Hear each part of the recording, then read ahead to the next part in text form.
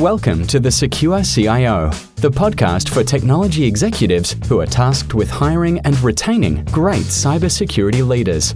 Join best-selling author Claire Pales together with industry thought leaders as they answer your questions about sourcing the right leaders, building cybersecurity teams, candidate selection, salaries, skills, and more. Hello, I'm Claire Pales and welcome to the Secure CIO podcast. Today, I'm back at the microphone solo. As I explained at the start of season 4, I wanted to do a couple of episodes where I could share with you my experiences across the last 4 years in consulting and across my career in security. Today, I wanted to answer a question that I'm often asked by CIOs when we're going through the hiring process. And that is, what's the difference between a Chief Information Security Officer and a Head of Information Security? Now, while these two roles do appear to be quite similar, they are the most senior security role in the organisation. The key difference for me is that the Head of Information Security is often the role needed while security is being established to create an operational technical team. And it's also often the first role an organisation will hire and then allow that person to build out their team and the operating model around them. A Chief Information Security Officer, or CISO, is a role that evolves as the organisation matures to a level that security is seen as more than technical solutions and becomes a foundation stone of the organisation's strategic vision. Now, both these roles are critical to the security function in an organisation, and it may also be impacted by the size of the organisation. A small startup, for example, probably doesn't need a Chief Information Security Officer because they still need to establish some tactical technical solutions while the organisation is growing. Having said that, a Head of Information Security who may not be able to reach boards or audit committees may no longer be sufficient in terms of security leadership and level in the organisation once the organisation gets to a level of maturity or is regulated to an extent where you need a much more strategic, longer-term vision. I'm certainly not saying that a Head of Information Security cannot set a longer-term vision. I guess the opportunity for that role is to set a vision that helps the organisation to evolve, as opposed to a CISO, which may be looking at a strategic vision building on a function that is well established. So I'm going to run through a few points on each side of these types of roles. And if you want more information on this, please reach out to me and I'll give you the details at the end of the episode. So the way that I see a CISO, and I'm going to use that term even though some organisations have a CSO, a Chief Security Officer, or a CISO. For me, a Chief Information Security Officer protects the organisation's critical information assets. They lead and nurture an established security function. They develop strategic objectives and lead the organisation's security responsibility. Now, this can include fraud, physical security, IT risk, a cybersecurity function. It can include security operations. It can include personnel security. It can also include travel security. There are so many facets to security, and often the CISO or the CSO will put their arms around all these security functions so that they are established in the one place.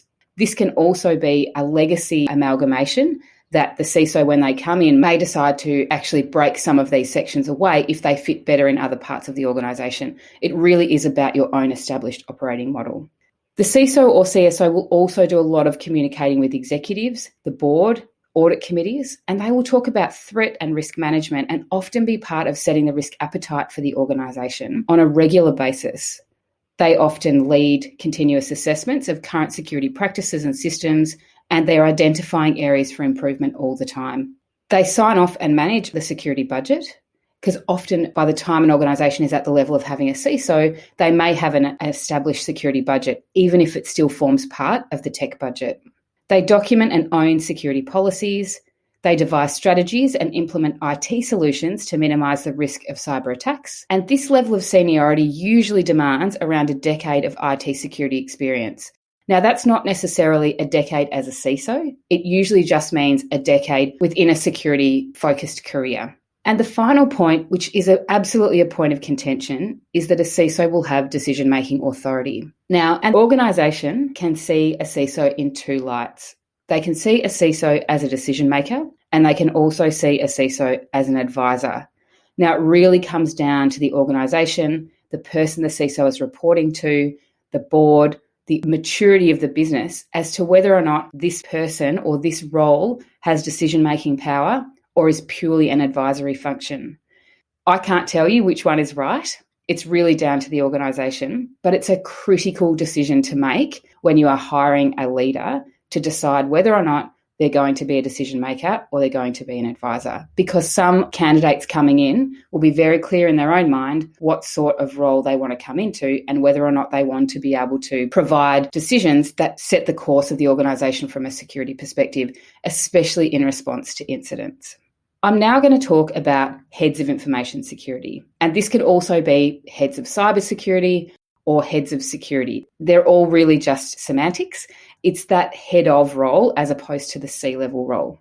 This role also protects the organisation's critical information assets. It doesn't really matter who you are in security. I think that comes in your job description, that you have a responsibility to protect the organisation's critical information assets. Secondly, a head of information security is often tasked with establishing the information security function, including operations, governance, risk architecture, advice, and potentially sometimes a PMO if you have a significant uplift program to put in place.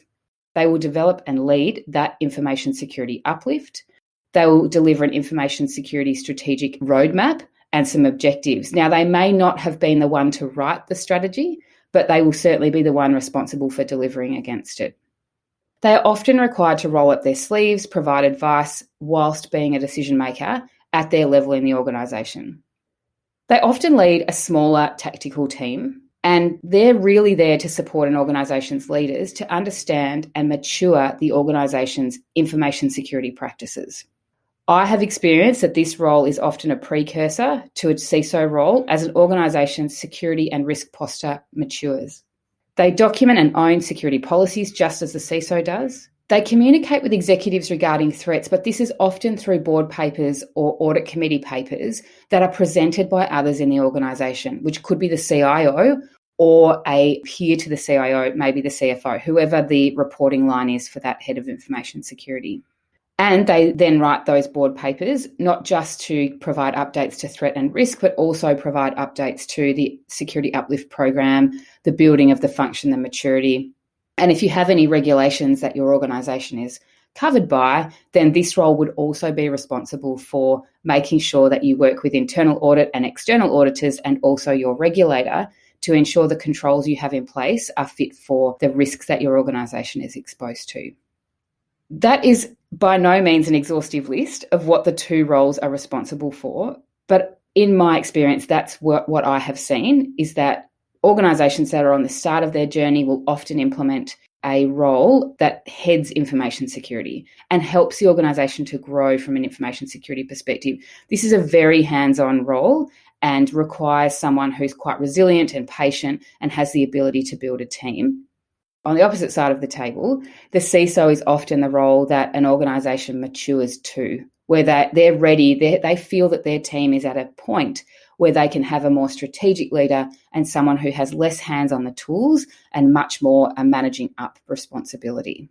There are absolutely exceptions to all of the things that I have just said, but I hope that this has been a helpful insight around what a CISO might look like as opposed to what a head of information security might look like. That's all we have time for today. Thanks so much for listening. For more information on all our guests, check out the show notes at thesecurecio.com, where you can also find more information on the Secure CIO framework and sign up for my newsletter. If you loved the show, please subscribe to the podcast and feel free to leave me a 5-star rating. I'll see you next week.